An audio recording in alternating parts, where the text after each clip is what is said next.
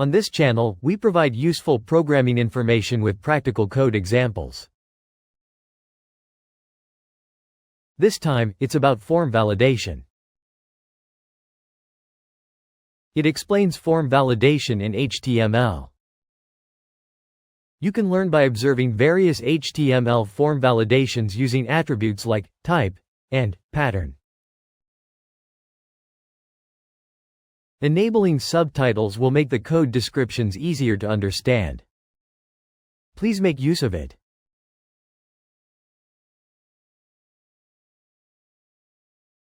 HTML form validation is a mechanism to ensure that the data meets certain conditions before a user submits it.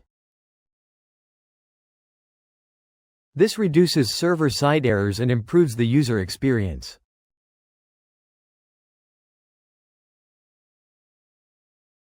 First, let's look at the required attribute.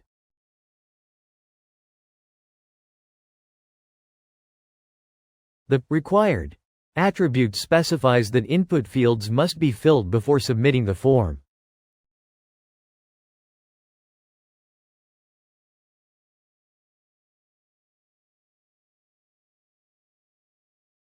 Next, let's look at the pattern attribute.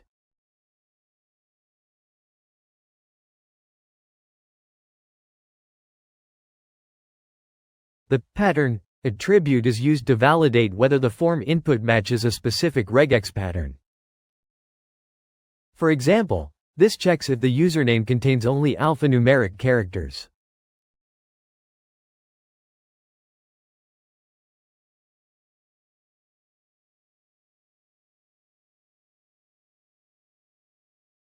Next, let's look at the min and max attributes.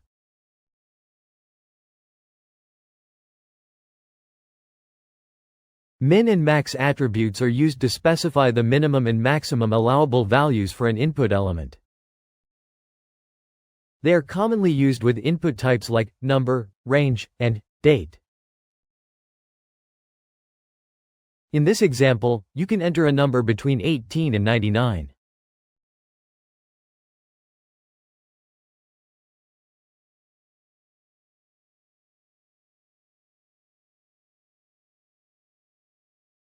Next, let's look at the min length and max length attributes.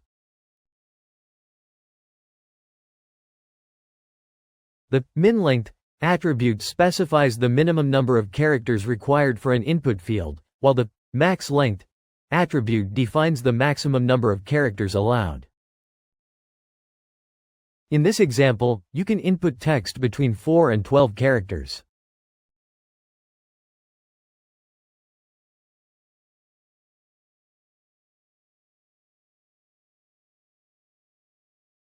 Next, let's take a look at the type equals email attribute.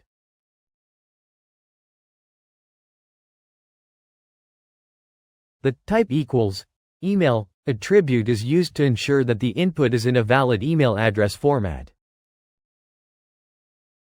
This attribute provides built-in validation functionality for email address input fields.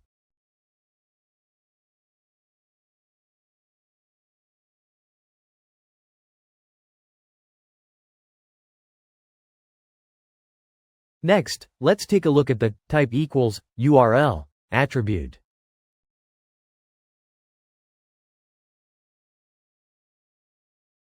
Input type equals URL provides an input field that requires a correct URL format. The browser automatically checks whether the input is valid as a URL.